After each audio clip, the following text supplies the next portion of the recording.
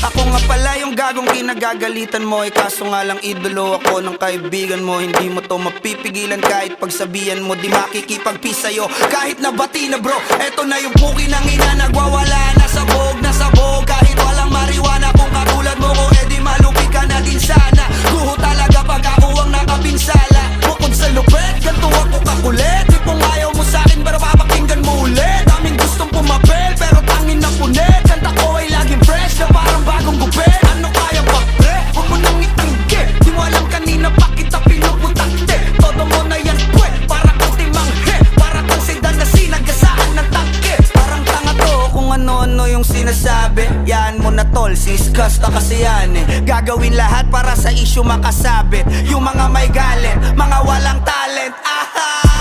Di pa ako tapos. Akala nyo kaya nyo mapatigil si Dasos? Mas lalong nanggigigil to lalo pag di pa os. Di ganun